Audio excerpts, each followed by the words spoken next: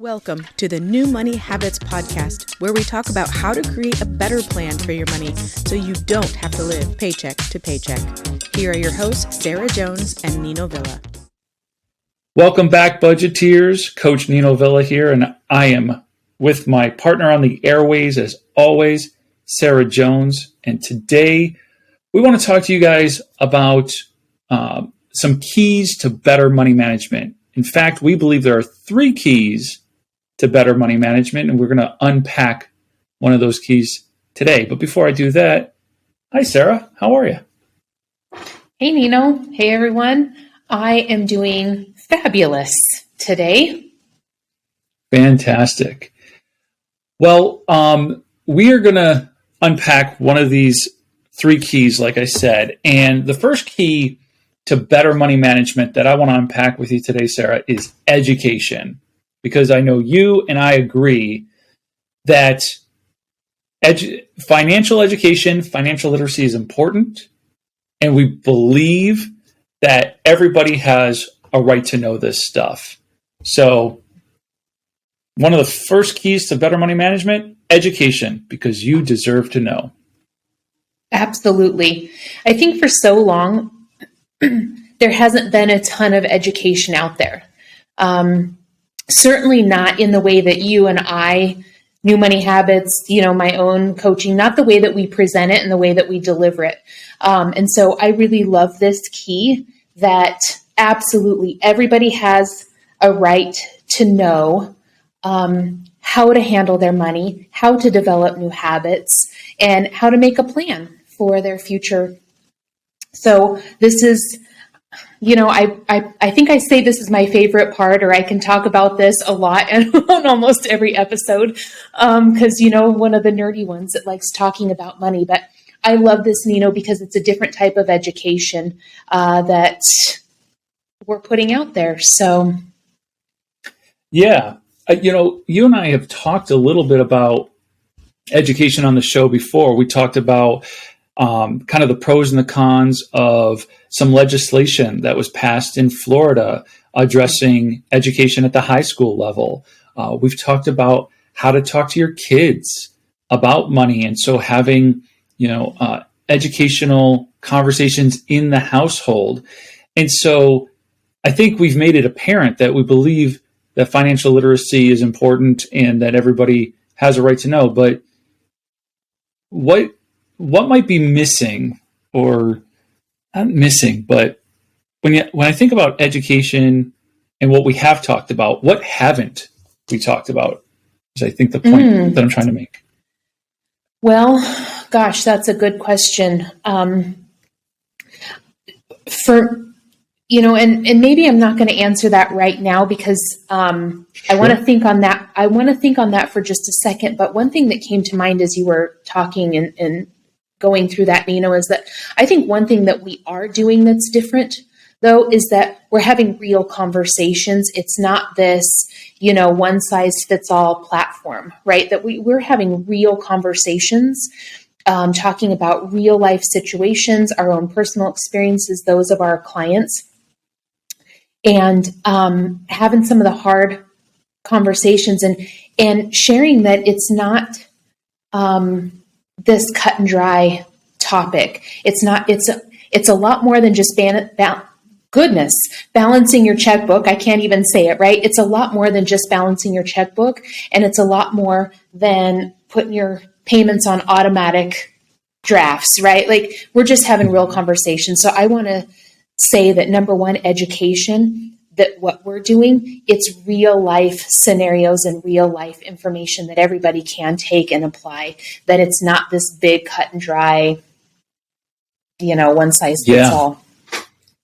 Yeah, I think that's really important to remember that one of the things that we said in, I think, our premiere episode is we talked a little bit about what New Money Habits believes, and we believe in meeting our clients where they are and in their financial journey. So whether you're somebody who is behind on your bills, or you're somebody who just makes too much money to be this broke, or anybody in between, that we want to meet you where you are. And part of the education around that is making it applicable to you. Like you said, it's not one size fits all.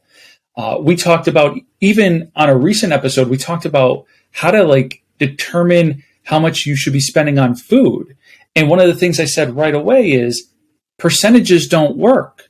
A percentage of your income does not work, because if you have a single person making $50,000 or you have a family of four making $50,000, for those two separate scenarios to be spending the same percentage of their $50,000 income on food just doesn't make any sense. And so we go beyond the theory. A lot of people talk about money theoretically. And, well, you should pay off your credit card every month, and you should only spend about 5% every month on your food. That's theoretical. We like to talk about the practical application of these ideas. What does it actually mean to pay off your credit card every month? And how can you manage credit in a way that you can do that? How do you stay disciplined? How do you not overspend?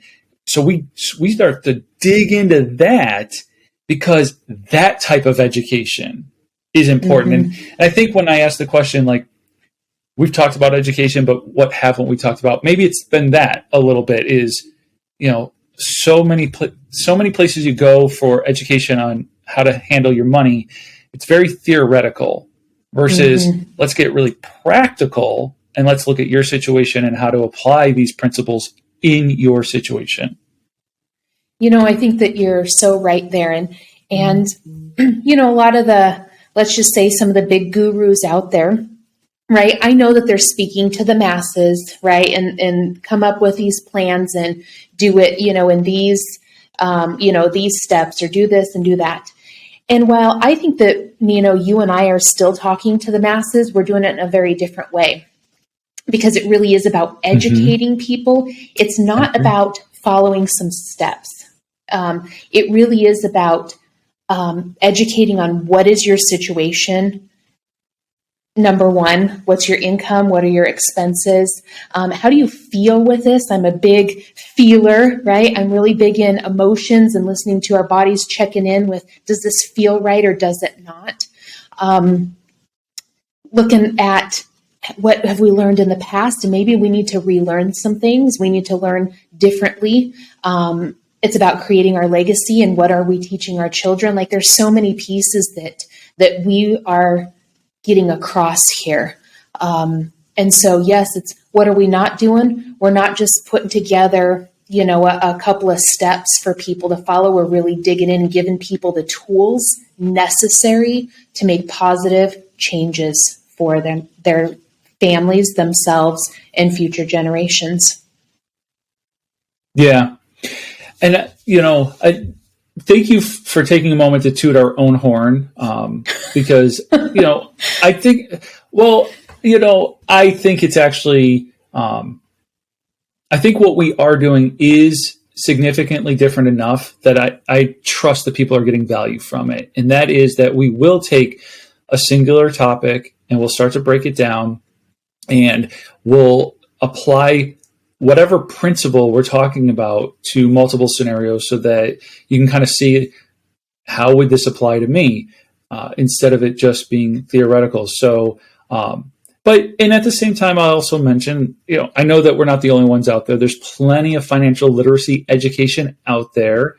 But what if any advice would you have to people who are trying to find said education outside of maybe our podcast? I think this is a good one. And that's an excellent question, because there is education out there, right? There's a lot of different places that you can go and look. I think it's our own individual responsibility that if we know we want to make some changes, to start asking questions. Ask friends. Who are they listening to, right? Ask those people that are doing things that you aspire to do. I think that that's a really good resource that maybe doesn't get used a lot because we don't like talking about our finances, right? It's always been kind of this taboo subject. But if you know somebody that's just making some positive changes and you want to follow in their footsteps and want to learn, how are they doing it? Ask them. Who are they listening to? What are they doing? I think that's a great place to start. You can do a simple Google search too, right? Or, just to search and start looking. But, one thing that I would caution with that is that can get very overwhelming, and there's a ton of information out there. Mm-hmm. It might be hard to process, okay, what's going to be right for me and what isn't. And Nino, I know you can speak to some of this as well, but for me, I look at it and say, this doesn't feel practical for my situation. So if what I'm reading, if it doesn't feel like it's really going to be practical and it feels too, I get kind of like this pit in my stomach when I'm reading it, you know what, it's probably not the right information for me. So I'm going to move that aside and move on to something else. Yeah, I think you bring light to a really important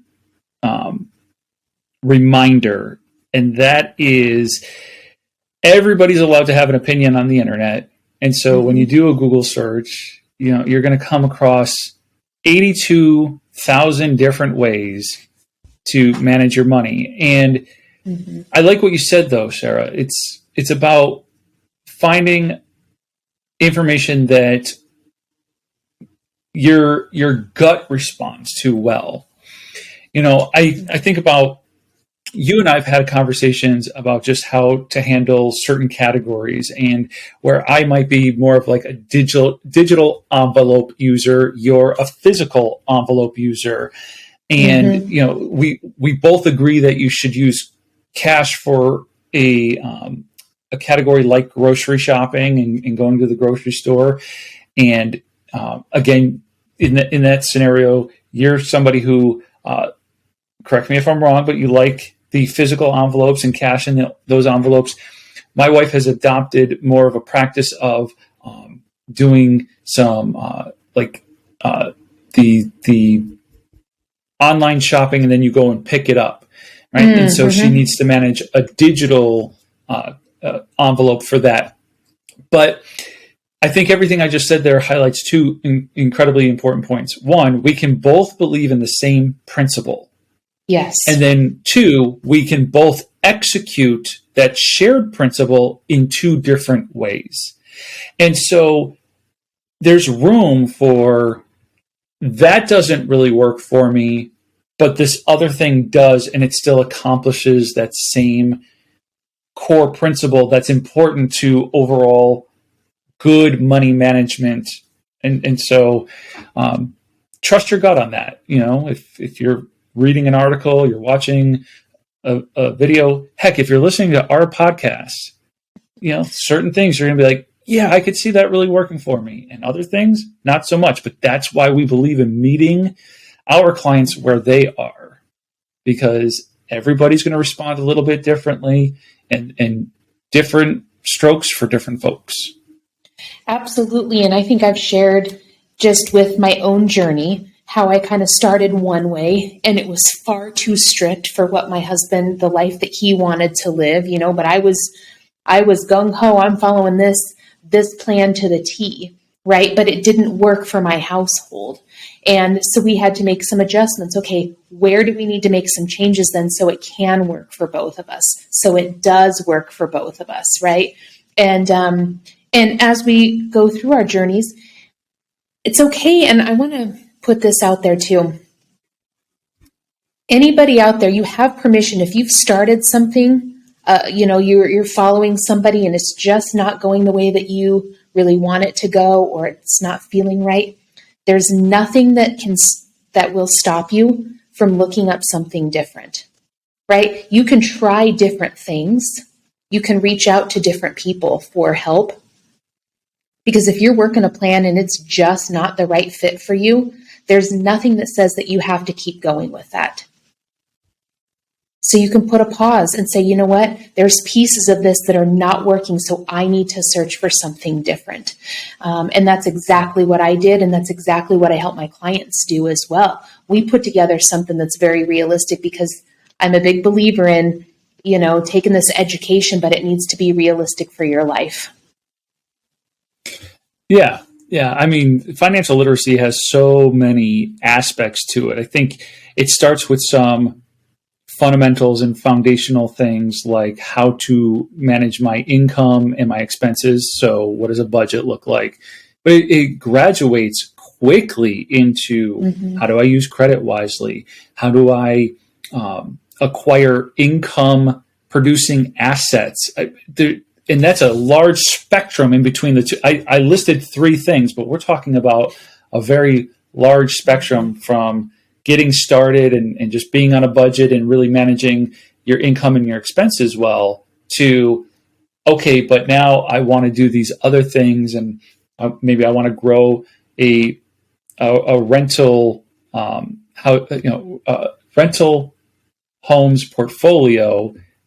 How do I do that? So there's a lot to do there, and lots of people will try to sell you on lots of different things like, oh, well, you can be in the short-term rental game on the cheap for doing this, that, and the other. And it's like, okay, well,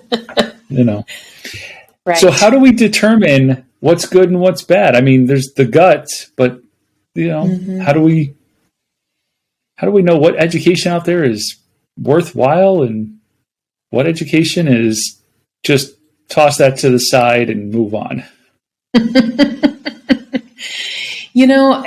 Quite frankly, I think that might be different for everybody depending on what situation you're in.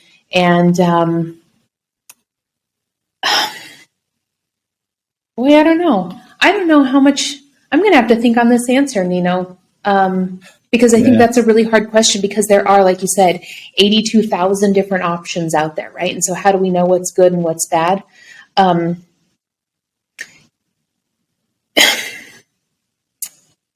I think, number one, for me, I would stick with what I truly value and what my principles and my morals and ethics are in life.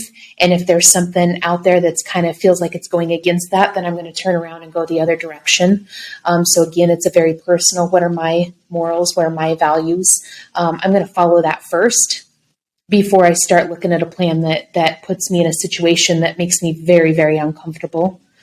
I'd love to hear what you think on this. Well, I trusted. I knew I was throwing you a hard question, but I trusted. I trusted you were going to have a great response, and you did. And that is really, at the end of the day, you need to follow things that align to your values. That is the bottom line. If somebody is suggesting that you would do something that is outside of your values, outside of your moral compass, outside of what feels right to you, then by all means, you throw that away. When it might be a little bit harder to discern, I will encourage our listeners that I'm gonna paraphrase but closely borrow another guru's advice on this, only because it's good advice. And that is, you need to find something, a program, a person who feels like they're in it to actually help you and teach you. The phrase or the expression is, find a person with the heart of a teacher. Right? There's a lot of truth in that. When you find somebody or a program that it's really clear that they're trying to help you and not just help themselves, then those are the types of programs and people I like to lean into and listen to a little bit closer. And when it's evident that they are in it for themselves and they don't really care, how successful you are, or that doesn't concern them, I run away from those as much as possible. Mm-hmm. And so at the risk of sounding like self-promoting the New Money Habits brand, I'll tell you right now, like, our online courses are designed in a way that we want to see you have success. It's paired with financial coaching, one-on-one coaching, or one-on-two if you're a couple or whatever, but you get the point. But that one-on-one coaching to really help instill the education. The education is the foundation to this whole thing. Mm-hmm. And so that's why the heart of the teacher makes sense, because it's about educating. I was just having a conversation the other day. I didn't even plan on sharing this story, but I will, if you'll allow me. And that is, I was having this conversation about using credit wisely with a colleague of mine. And we were exploring different types of credit lines, credit utilization rate. And so we're just having a very in-depth conversation about revolving credit versus installment credit. Again, credit line, how much credit do I have versus how much I'm utilizing and using at that point. And through that conversation, we were educating one another, and we were just exploring a topic and really kind of picking it apart. And I learned something new, and it started to shift my thinking a little bit, or just it got me curious enough. I need to go and do some more research about where we landed. But it's this genuine journey to learn new information, to digest that information, to really test it, to see if that information holds up, if it's not good. If it's not good, I don't want to go off and share it with anybody. But if it's something that's good, valuable, and important, then I want to come on the podcast and share it. I want to sit down with my clients and share it. And so it's this. I don't know. I feel like I'm rambling at this point, but I hope you get the point. No, and what I feel like I heard from that is the willingness to go into a conversation with no opinions, right? Or to be at least open, maybe not with no opinions, but to be open to hearing something different, right? And that can go with when you're doing your research and looking at the education, go into it with an open mind, still keeping those values, and your morals, keeping those at the forefront, but go into it with an open mind and not saying, oh, well, I can't do that. All right. No, go into it with openness, right? To see what piece of this can I apply to my own life, right? What can I take from this today, and what can I apply to my own life? And, I think just from being on this podcast, I've learned so much from you that I take and apply maybe a little bit differently, but you've opened my eyes to a new way of thinking on a lot of areas. And not that I believe that it fits with everybody, right? As nothing does, nothing fits with everybody, but being open enough to not being right all the time, but listening to a different way of doing something, right? A different perspective, and does it make sense? And how can I apply that again to my own life? How can I share that with other people because it might benefit them? So I love that being open to learning is powerful. Yeah. Yeah. I think being open to the learning, both from like a coach's perspective, but then also the consumer's perspective, ties into what we were talking about earlier when we said it's about meeting our clients where they are. We're not so rigid that it's you must follow this formula, because we don't think one size fits all. And so it's more, let me learn about your situation. Let's work through, there's grace and allowances for, like, I've come onto the podcast and I've said, like, I think it's important that if you want to take your family on a family vacation, as long as you do that within reason, that you should do that and make those experiences and those memories. And if it pushes off getting out of debt by 6 months or a year, but you make that decision, you make that as an informed decision, then fine, no big deal. But what I really want to kind of hone in on for just a second, or really spotlight, is the within reason. So it's not only about meeting you where you are and having, allowances for, well, you're going to do, like, first of all, you're an adult. It's your money. You can spend it however you want. But if you're looking for better results, and if you're looking for a different way, and if you want to do things differently so that you get different results, well, then that that second part comes in where it's like, well, within reason, let's talk about what's important, what's a priority right now. Let's really dig in and find out what is the motivating factor. Why do you behave the way you do, but why do you desire to behave differently? So it's all of those things that the education, the 2 + 2 = 4 is important, but there's all this other stuff on top of it that really brings it to life. And I love that because it just shows there's multiple levels of education available too, right? There's so many different levels,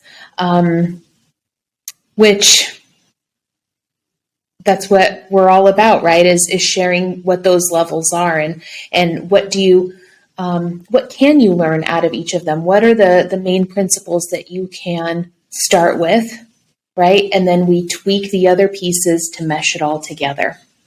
Mm-hmm. Yep. Yeah. The word that came to mind as you were saying that is you graduate, right? So it's, let's get the fundamentals and the foundation in place. Then you kind of graduate to the next level. And now, there's a little bit more leniency or like, okay, let's try this and that's going to work for me, but this isn't. And then you graduate again. Mm-hmm. I think one of the biggest reasons I kind of even got into this space is because there seemed to be a lot of confusion, even with the programs that did exist, even with the education that was available. I remember sitting through like some type of financial literacy course, and it talked about the 10-10-80 budget. And then I sat through a different one, and it talked about the 70-20-30, 70-20-10 budget.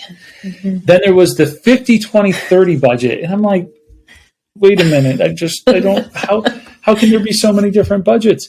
And what it really helped me to realize is that there is no one size fits all. And that's why all of those percentage budgets don't work. They don't work. A real budget that tracks your income minus your expenses according to your pay periods, and it includes paying down and paying off debt, like that's a budget that can work, but it also needs to be malleable. So I agree so much with that. And I want to touch on too, when you said, you were talking about, just using the percentages. I'm a big believer that we can use data. So we can use several different types of data. I have some clients that their grocery budget is 50% of their total income. Half of their income is what they're spending on groceries each month. And even though I don't go by percentages, but having that information available, right? So we can use that, right, to put it in, okay, what's actually important here, right? And using some of those percentages. So if you figure that out in your budget, what are you spending? What is that percentage? Use that then to put things in a priority that feels right according to your values, right? Where do you really want to be spending your money? What really feels right for you? Mm-hmm. And what is in alignment with those goals? What is it that you're working towards? So I'm a big believer in just taking that data and how can we use that then to our advantage? Yeah. Not following, it has to be 5% or it has to be 50% or it has to be 30%. No, but use it, and what percentage is it? And okay, am I feeling good about this? Is this in alignment with my goals? Am I reaching what I want to be reaching here? Am I doing what I set out to be doing? No? Okay, then let's tweak this. Right? Let's make some adjustments. And sometimes those percentages can help us make those adjustments. And so I might be going on a little bit of a tangent, but I think my point is that use the data that you have. Take the time, in this education, when you're reading through all of these different things, these different blogs, the different information, you're listening to everybody that's out there, take pieces of it and use it and gather data within your own life. And then I think that's going to help you kind of narrow some of it down as well to see, okay, what feels more in alignment with what I really want to do here. Yeah. I agree with you. And I think it is important that you be mindful of I like percentages for mindfulness around how much am I spending in my budget on something, but not as like a prescription. Mm-hmm. Like, I prescribe that you spend 10% here. How about we utilize the information? Like, we know that we're spending 10%, and how do we feel about that? Does that feel like it's too much? Does it feel like it's not enough? What adjustments need to be made based on that? And I think it also illustrates another important point about, you were saying, as you read, whether you're reading books, blogs, articles, whether you're listening to podcasts, audiobooks, watching YouTube video, you said kind of like take what works and leave behind what doesn't. I think it brings up this important point that sometimes you're looking for a curated experience. You're trying to go from A to Z in a way that just makes sense, and it progresses logically, and it helps you to really kind of build up a particular skill, whether that's learning how to get into the world of income producing assets, or it's much farther before that, and it's just getting your budget in place. If you're looking for a curated experience, I just want to let our listeners know that you can visit the show notes, and you're going to see that there is a link to the New Money Habits online course, How to Create a Better Budget, Your Foundation to Financial Freedom. And if you're looking for somebody to just kind of take you through how to build that better budget step by step, because maybe there is just too much information out there and it doesn't mesh nicely together, just know that we do offer an experience that's easy to follow. I love that. And I would also encourage people to reach out and have a conversation, right? Have a conversation. I was working with some clients. We've been together for, 4 or 5 months now. And they told me the other day during one of our sessions, they said, Sarah, we were contacted, right? We reached out and talked with a couple of different coaches. And they said, you were not the first one that we talked with, but the other one was just kind of a straightforward, do this. And they're like, well, we're already doing that. We need help, to move past. And they said that you took the time to actually have a conversation to see what our needs were, what our goals were, what we were working towards. And, and this isn't a plug for me, but this is a plug for anybody out there that's listening, that don't be afraid to have a conversation or two or three, to reach out and talk with different people to see, really to see where you're at. Because sometimes I think we might think, hey, I want to get out of debt, but the right person for you, the right program, the right information, that you're going to be able to feel it, that, hey, they're digging out the right things. They're asking me the right questions and really helping me to see what it is that I'm really trying to work towards, right? And so I think it's important to have a couple of conversations with people, so you can be very clear or get more clear on what it is that you're really trying to accomplish. And I'll say, that the program really great for helping people walk through things, right, in a step-by-step process that doesn't feel overwhelming, and how powerful that is. Yeah. I want to reiterate what you just said. I think it is important that, people take action. So whether that's you visit the website and you download our free budget form, so go to newmoneyhabits.com and download that, or you go to the show notes and you schedule time with Sarah or one of the New Money Habits coaches, or you enroll in the online course. But take action, do something. You showed up, you're listening to the podcast, and that's awesome. It means that you've been thinking about it. Now take some action and do whatever you think the most appropriate next step is. And if that's just having a conversation with a financial coach to kind of figure out what the real goal is, what are you really trying to accomplish? One of the things I love to talk about in a consultation is kind of like the timeline to goals. So once we kind of understand the income, the expenses, the debt, and the goals, and maybe the goal is to eliminate the debt, maybe the goal is to save for an emergency fund or a peace of mind fund, whatever that goal is, I love to start talking about timelines. And I love to, most often than not, illustrate how you can condense a timeline with small little tweaks. And then all of a sudden, something that you thought was going to take you 2 years to do, you're accomplishing in 8 months. Or if you thought it was going to take you 8 months, you're really going to get it done in 2.5. Whatever that is, those are really exciting conversations to have. I love that as well. And even with working with clients, I had a client the other day that told me, said, the things that were accomplished in a relatively short amount of time, 5 months, were pretty darn incredible. And he said, gosh, he said, this actually works. He said, even though, we had some of this lined out, right? And there was kind of a plan, he didn't necessarily believe that it was going to happen.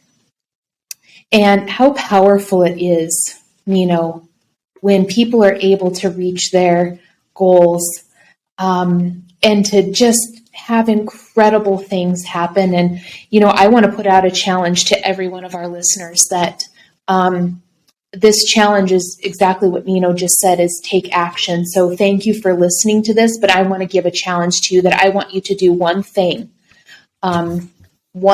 this week that's going to positively impact your financial future. Ooh, I like that challenge. All right. Well, I think that leaving our listeners right there in the you've been challenged space is a great place to kind of wrap it up for this particular episode. I just want to remind our listeners that they can visit newmoneyhabits.com for not only the free budget form as a resource, but there are other tools and resources there for free. You can schedule time with Sarah or myself or any of the New Money Habits coaches by visiting the show notes. And we'll make sure that we link up the How to Create a Better Budget, Your Foundation to Financial Freedom online course in the show notes as well. But the challenge has been laid down by Sarah Jones. It's what I'm known for. Thanks for tuning in, and we'll continue this conversation next time. Thank you for listening to the New Money Habits podcast, brought to you by New Money Habits and Keeping Up with the Joneses Financial Coaching. Submit your questions to our host by emailing podcast@newmoneyhabits.com. Be sure to subscribe to be notified of future episodes. Join our growing group of like-minded people on Facebook and follow us on your favorite platform. Music provided by Summer School.